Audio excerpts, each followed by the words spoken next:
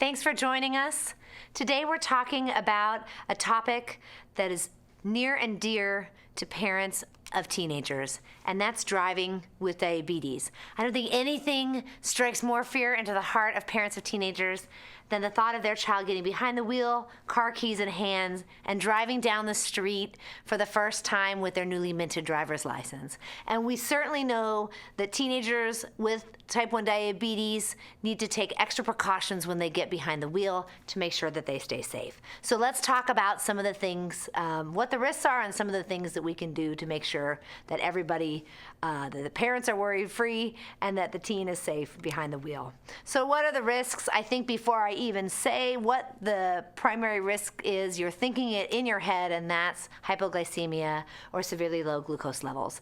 And our goal really is to prevent that from happening. How do you do that? Well, before your teen gets behind the wheel, every single time they need to check blood glucose.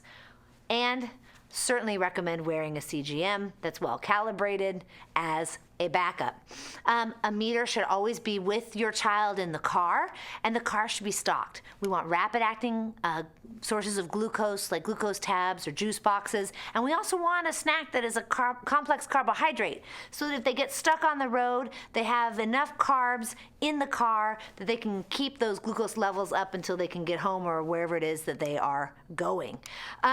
What else? Well, this is important to keep in mind. A glucose level of 80, 85, 90, on most days, most people are very happy with it. But for your teen, when they're starting to drive, we really don't like these sort of low normal glucose levels. We want the glucose levels to be above 100. So when your teen checks their glucose level and gets behind the wheel of the car, they're below 100, ask them to have a 15 to 30 gram carb snack without covering with insulin. They should always stop the vehicle if their blood glucose levels are low, check, treat, and make sure that they don't start driving again until glucose levels rise above 100. So, very simple rules to follow, but very protective in terms of risk of hypoglycemia.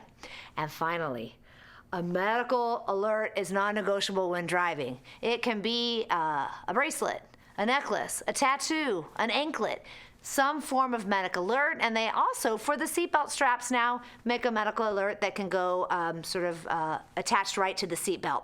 That's very easy to see. So more information back on the mDAD website. We hope this has been helpful in terms of your teen driving and also your fears about that happening. Looking forward to seeing you again soon.